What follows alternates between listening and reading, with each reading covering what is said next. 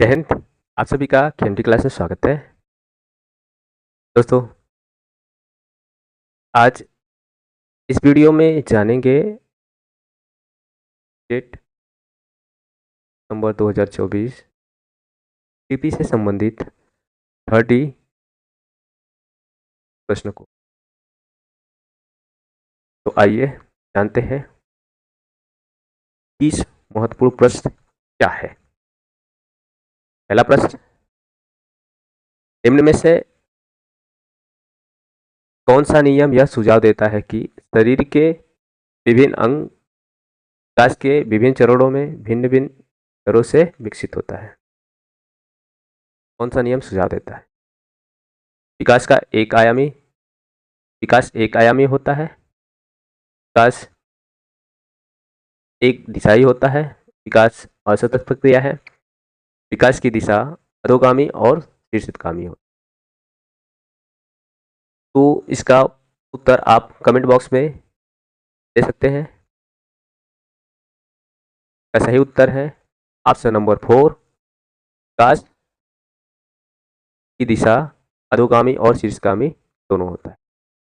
Clear? विकास की दिशा अधोगामी और शीर्षगामी। क्लियर है? अगला प्रश्न, निम्न में से कौन सा कथन सही है? बच्चों का विकास एक सामाजिक सांस्कृतिक परिप्रेक्ष्य में होता है। 55वां अध्याय है जिसे 10 भिन्न अवस्थाओं में बांटा जा सकता है। बच्चों की सोच सामाजिक अंतःक्रिया से प्रभावित नहीं होती है। बच्चों का विकास केवल आनुवंशिकता पर आधारित होता है। कौन सा कथन सही है? सही उत्तर है ऑप्शन नंबर 1, बच्चों का विकास एक सामाजिक सांस्कृतिक परिप्रेक्ष्य में होता है। नेक्स्ट क्वेश्चन, अगला प्रश्न, आनुवंशिक विन्यास पूर्व निर्धारित रूप से प्रकट होने की प्रक्रिया क्या कहलाती है? अधिगम, सामाजिकरण या परिपक्वता? सही उत्तर है ऑप्शन नंबर 4, परिपक्वता। अगला प्रश्न, सामाजिकरण का प्राथमिक यानी निम्न में से कौन सा सामाजिकरण का प्राथमिक और सामाजिकरण का द्वितीयक कारक है? परिवार विद्यालय या और परिवार, विद्यालय मीडिया या और पाठ्यक्रम? सही उत्तर है ऑप्शन नंबर 1, परिवार सामाजिकरण का प्राथमिक और विद्यालय सामाजिकरण का द्वितीय कारक है।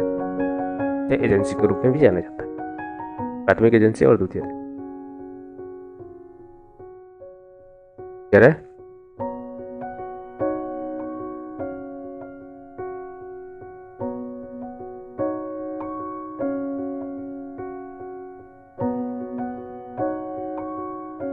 अगला प्रश्न है, लॉरेंस कोलबर्ग के अनुसार बच्चों में 7 या 8 वर्ष नैतिक निर्णय लेने का आधार क्या है? लॉरेंस कोलबर्ग के अनुसार बच्चे में 7-8 वर्ष नैतिक निर्णय लेने के क्या आधार है?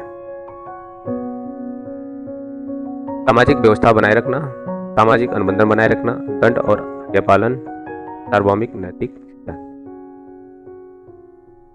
सही उत्तर है ऑप्शन नंबर 3, दंड और आज्ञा पालन। 7 से 8 साल का बच्चा वो करता है तो या तो आज्ञा पालक के रूप में करता है या तो डर से दंड के बाद। प्रश्न है, अपनी कक्षा के लिए मूल्यांकन पद्धति तय करने के से पहले एक शिक्षक को किन बातों पर विचार करना चाहिए? अपनी कक्षा के मूल्यांकन पद्धति तय करने से पहले एक शिक्षक को किन बातों पर विचार करना चाहिए? पहला ऑप्शन, मेरे अलावा इन परिणामों का उपयोग कौन करेगा? विशिष्ट छात्रों अधिगम वक्र का पता लगाने का सर्वोत्तम तरीका है क्या है? कौन सा तरीका अध्यापिका को स्वयं के शिक्षा शास्त्र पर चिंतन करने में मदद करेगा? कौन सी विधि छात्रों को उत्तम अंक प्राप्त करने में मदद करेगी? तो इसका सही उत्तर है ऑप्शन नंबर पहला, दूसरा और तीसरा। पहला नंबर ठीक है। नेक्स्ट क्वेश्चन, अगला प्रश्न, समावेशी शिक्षा से अभिप्राय है आर्थिक रूप से कमजोर वर्ग का आरक्षण केवल सरकारी विद्यालयों में ही उपलब्ध करवाया जाए, दिव्यांग छात्रों को सिर्फ विशेष विद्यालयों में ही शिक्षा दी जाए, सरकारी विद्यालयों में केवल अंग्रेजी भाषा पढ़ाई जाए। चौथा, योग्यताओं से परे होकर सभी बच्चों को गुणवत्ता शिक्षा उपलब्ध करवाई जाए। सही उत्तर है 4, योग्यताओं से परे होकर सभी बच्चों को गुणवत्ता शिक्षा उपलब्ध कराई जाए। प्रश्न, कथन और कारक। कथन ए, पढ़ाते समय एक शिक्षक पाठ सामग्री को दर्शाने के लिए विभिन्न तरीके चाहिए। कारक कहता है, शिक्षक को अधिगम करता की विविध आवश्यकताओं हेतु अपने शिक्षा शास्त्र को उनके अनुकूल बनाना चाहिए, विद्यार्थियों के अनुकूल बनाना चाहिए। सही विकल्प का चुनाव करें। ए और दो दोनों सही है, ए और आर दोनों सही है। आर की व्याख्या करता है ए की। ए और आर दोनों सही है, आर सही व्याख्या नहीं करता है। क्या करता है? नहीं करता है। ए की सही व्याख्या नहीं करता है। ए सही है किंतु आर गलत है। ए और आर दोनों गलत है, तो इसका सही उत्तर है ऑप्शन नंबर 1। ए और आर दोनों सही है, आर सही व्याख्या करता है ए की। अगला प्रश्न है, एक बच्ची लिखाई में निरंतर कठिनाई का सामना करती है। उसे अक्षर बनाने और शब्दों के बीच अंतराल करने में चुनौती महसूस होती है। यह लक्षण किस अधिगम विकास की ओर इशारा करती है? पढ़ने संबंधी, लिखने संबंधी, या गणना संबंधी, संगणना संबंधी विकार, या ध्यान एवं अति सक्रियता विकार। तो बच्चे को लिखने से संबंधित कठिनाइयाँ हो रही है, तो लिखने से संबंधित कठिनाइयाँ, तो ये लिखने से संबंधित। Option number 2। नेक्स्ट क्वेश्चन, विद्यार्थी में व्यक्तिगत भिन्नताओं को पूरा करने के लिए एक शिक्षक को करना चाहिए, मानवीकृत पद्धतियों तथा आकलन के तरीकों का उपयोग करना चाहिए। दूसरा ऑप्शन कहता है, शिक्षा शास्त्रीय उपागमों और मूल्यांकन के विभिन्न साधनों का उपयोग करना चाहिए। ऑप्शन कहता है, रटन आधारित अधिगम को निर्धारित करने के लिए एक रूप शिक्षा शास्त्र पर बल देना चाहिए।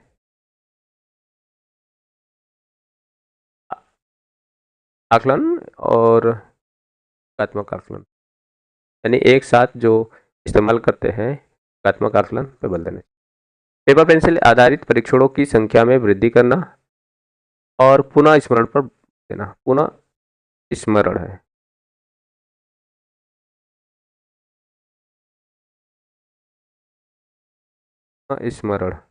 पुनः स्मरण पर बल देना। तो इसका सही उत्तर है ऑप्शन नंबर 2, शिक्षा शास्त्रीय उपागमों और मूल्यांकन के विविध साधनों का प्रयोग करना। क्या प्रश्न है, निम्न में से कौन सा सृजनात्मकता का अनिवार्य लक्षण है? इनमें से कौन सा सृजनात्मकता का अनिवार्य लक्षण है? अपसारी चिंतन, आवेगशीलता, सोच में विकेंद्रीकरण, या अभिसारी चिंतन। तो सृजनात्मकता का अनिवार्य लक्षण है ऑप्शन नंबर 1, औपचारिक चिंतन। राइट आंसर, औपचारिक चिंतन। अगला प्रश्न, समकालीन विचारधाराओं के अनुसार बाल विकास की प्रक्रिया निम्न में से क्या है? सभी बच्चे के लिए एक समान है और सभी बच्चे एक निश्चित आयु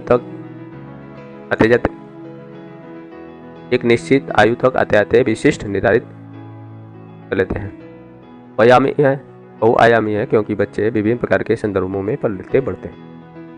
का पूर्वानुमान बिल्कुल नहीं लगाया जा सकता है, यद्यपि विकास सभी के लिए एक दिशात्मक होता है, सिर्फ माता पिता से प्राप्त आनुवंशिक गुणों द्वारा ही निर्धारित होते हैं। इसका सही उत्तर है ऑप्शन नंबर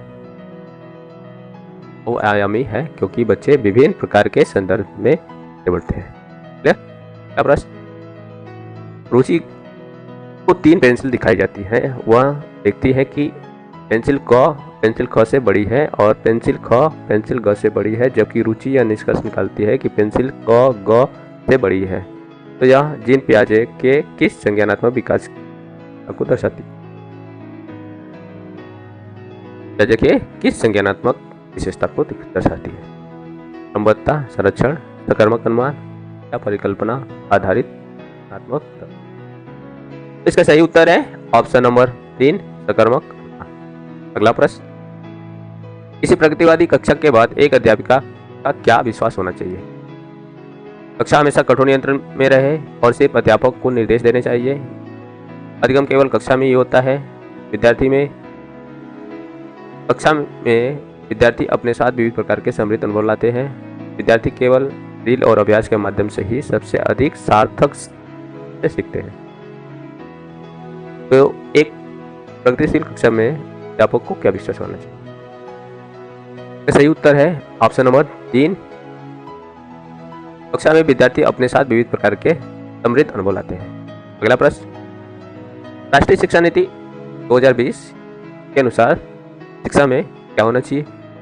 केवल पूर्वनिर्धारित विषय वस्तु पर ही ध्यान केंद्रित करें, समस्या समाधान पर केंद्रित करें, शिक्षार्थियों की आलोचनात्मक सोच पर विकसित करें या अन्वेषण और खोज आधारित होनी चाहिए? तो सही उत्तर है ऑप्शन नंबर 1, यानी तीसरा और चौथा सही है। क्लियर? अगला प्रश्न, एक सृजनात्मक बालक में निम्न में से कौन से गुण मौजूद होंगे? अपसारी चिंतन, अभिसारी चिंतन, अमूर्त चिंतन की योग्यता, नवीन अमुक उत्पाद की योग्यता। तो इसका सही उत्तर है ऑप्शन नंबर 3, औपचारिक चिंतन, अमूर्त चिंतन की योग्यता और नवीन अमुक उत्पाद। अभिसारी चिंतन जो होता है वो मंदबुद्धि या पिछड़े वाले को। अगला प्रश्न है, निम्न में से कौन सी तकनीक छात्रों में समस्या समाधान कौशल के विकास हेतु प्रभावशाली है? पहला ऑप्शन कहता है मुद्दों पर चर्चा को साध्य करना और छात्रों को चर्चा में भाग लेने के प्रोत्साहित करना। कहता है समस्या को हल करने के लिए छात्रों को विचार मंथन एवं विचार उत्पन्न करने के लिए प्रोत्साहित करना। कहता है समस्या का समाधान खोजने के लिए छात्रों को विविध प्रकार के शिक्षण सामग्री प्रदान करना। और चौथा कहता है हर समस्या के लिए एक ही जैसी पूर्वनिर्धारित चरण दर चरण प्रक्रिया के इस्तेमाल करने पर बल देना। तो इसका सही उत्तर है ऑप्शन नंबर 4, हर समस्या के लिए एक ही जैसे पूर्वनिर्धारित चरण दर चरण प्रक्रिया के इस्तेमाल पर बल देना। अगला प्रश्न है, पियाजे द्वारा अधिगम को सुगम बनाने के लिए निम्नलिखित में से कौन सा कारक महत्वपूर्ण मानी जाती है?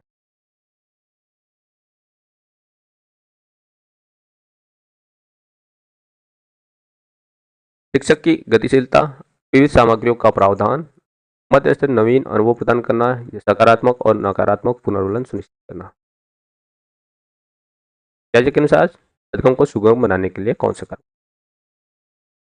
इसका सही उत्तर है ऑप्शन नंबर 2, पहला, दूसरा और तीसरा। पहला और तीसरा ये सही है। नेक्स्ट क्वेश्चन यानी अगला प्रश्न, अधिगम अधिक सार्थक व प्रभावशाली होता है अगर मुख्यतः निम्नलिखित में से क्या हो? पाठ्यपुस्तक केंद्रित हो, शिक्षक निर्देशित हो, पाठ्य सहगामी द्वारा निर्देशित हो, पाठ्य सहपाठियों द्वारा यानी सहपाठियों द्वारा निर्देशित हो, या स्वनिर्देशित हो। सही उत्तर है ऑप्शन नंबर 4, स्वनिर्देशित।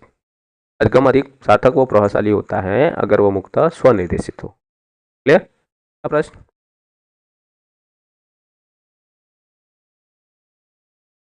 निम्न में से कौन सा युग्म सही सुमेलित है? सजा और आज्ञाकारी अभिविन्यास कानून तय नहीं है अपितु समाज के भलाई के लिए बदला जा सकता है। अच्छा लड़का अच्छा लड़की अभिविन्यास दूसरों के साथ भला बनकर अनुमोदित अर्जित करना। कानून और व्यवस्था अभिविन्यास मानव अधिकार के मूल्य के आधार पर नैतिक सिद्धांतों को स्वयं चुना जाता है। सामाजिक अनुबंधन अभिविन्यास किसी क्रिया के नैतिक भौतिक परिणाम क्या निर्धारित करते हैं कि वह अच्छा या बुरा। तो इसका सही उत्तर है ऑप्शन नंबर 2, अच्छा लड़का अच्छा लड़की दूसरों के साथ भला बनकर अनुमोदन अर्जित करता है, यानी हमेशा दूसरों के साथ अच्छा बनने को ताकि दूसरे भी उसे अच्छा कहे। अगला प्रश्न, निम्न में से कौन सी स्थिति सीखने के आकलन को नहीं दर्शाती है? छात्र सक्रिय रूप से सोचते हैं कि वे कहाँ है, कहाँ जा रहे हैं और वहाँ कैसे पहुँचे। शिक्षक सीखने को साधित करने के लिए रचनात्मक गुणात्मक प्रतिक्रिया देते हैं। प्रदर्शन बढ़ाने के लिए छात्रों के बीच लगातार तुलना की जाती है। रचनात्मक मूल्यांकन के कई तरीके जैसे सहकर्मी और स्व मूल्यांकन का उपयोग किया जाए। तो इसका सही उत्तर है ऑप्शन नंबर 3, प्रदर्शन के लिए छात्रों के बीच लगातार तुलना की जाए। अगला प्रश्न, निम्नलिखित में से कौन सा विकल्प दी गई दिव्यांगता और संबंधित छात्रों के समावेशन हेतु यथोचित संयोजन रणनीति का सही युग्म है? सूरज विकल्प, कैलकुलेटर का प्रावधान, पठन विकल्प, लंबे लंबे लिखित और कार्य सौंपना, प्रवण दोष, ऑडियो टेप देना, यानी चित्रों वाली पुस्तकें उपलब्ध कराना। सही उत्तर है ऑप्शन नंबर 1, सूरज विकल्प यानी कैलकुलेटर का प्रावधान। अगला प्रश्न है अभिकरण और तर्क। अभिकथन और तर्क। ए, अभिकथन ए, एक शिक्षक द्वारा पढ़ाए जाने वाले विषय वस्तु को छात्रों के दैनिक जीवन के अनुभव को से जोड़ना चाहिए। तर्कता आर, बच्चे स्कूल में जीवन के बहुत से महत्वपूर्ण अनुभव लेकर जिस पर शिक्षिका को ध्यान देना चाहिए। सही विकल्प का चुनाव करें। ए और आर दोनों सही है। आर ए की सही व्याख्या करता है। ए और आर दोनों सही है। आर ए की सही व्याख्या नहीं करता है। ए सही है किंतु आर गलत है। ए और आर दोनों गलत है। तो इसका सही उत्तर है ऑप्शन नंबर 1, ए और आर दोनों सही है। आर ए की सही व्याख्या करता है। क्लियर। अगला प्रश्न, अधिगम को प्रभावित करने वाला निम्नलिखित में से कौन सा कारक पर्यावरणीय कारक है? रवैया, प्रेरणा, व्यक्तित्व लक्षण या विद्यालय? इसका सही उत्तर है पर्यावरणीय कारक, ऑप्शन नंबर 4। नेक्स्ट क्वेश्चन, अभिकथन और कारक। अभिकथन कहता है बच्चों के शारीरिक विकास में देरी के लिए पूरी तरह से उनकी आनुवंशिक बनावट को जिम्मेदार ठहराया जा सकता है। कारक आर कहते हैं बच्चों के शारीरिक विकास के लिए वंशानुगत कारक ही उत्तरदायी होते हैं।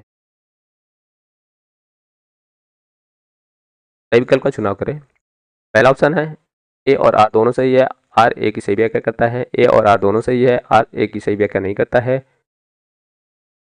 ए सही है किंतु आर गलत है। ए और आर दोनों गलत है। ये उत्तर है ऑप्शन नंबर 4, ए और आर दोनों गलत है। अगला प्रश्न, पूर्व संक्रियात्मक अवस्था में कौन सी संज्ञानात्मक क्षमता आती है? अमूर्त सोच की क्षमता, लक्ष्य निर्देशित व्यवहार की क्षमता, दूसरे के नजरिए लेने की क्षमता या परिकल्पनात्मक निगमनात्मक सोच की क्षमता? पूर्व संक्रियात्मक अवस्था में कौन सी संज्ञानात्मक क्षमता आती है? तो इसका सही उत्तर है ऑप्शन नंबर 2, लक्ष्य निर्देशित व्यवहार की क्षमता। अगला प्रश्न, लॉरेंस कोलबर्ग के नैतिक विकास सिद्धांत के किस चरण में बच्चों दूसरों के इरादों की उपेक्षा करता है बजाय इसके बजाय अधिकार और नकारात्मक परिणामों के डर पर ध्यान केंद्रित करते हैं? और आज्ञाकारिता अभिविन्यास, अच्छा लड़का अच्छा लड़की अभिविन्यास, कानून और व्यवस्था अभिविन्यास, सामाजिक अनुबंधन? क्वेश्चन में कह रहा है, अगर क्वेश्चन ध्यान से देखेंगे तो क्वेश्चन में आंसर आप समझ जाएंगे। इसके बजाय अधिकार नकारात्मक परिणामों के डर पर ध्यान केंद्रित करता है, यानी डर पर ध्यान केंद्रित करता है। तो इसका सही उत्तर है ऑप्शन नंबर 1, सजा और आज्ञा कारिता अभिविन्यास, दंड और आज्ञा पालन। नेक्स्ट क्वेश्चन, अगला प्रश्न, इस तरह के प्रश्न पूछकर बच्चों में समालोचनात्मक सोच को बढ़ावा दिया जा सकता है? समालोचनात्मक थिंकिंग, क्रिटिकल थिंकिंग डेवलप करना। ऑप्शन पहला कहता है वन अधिकार अधिनियम किस वर्ष पारित किया गया था?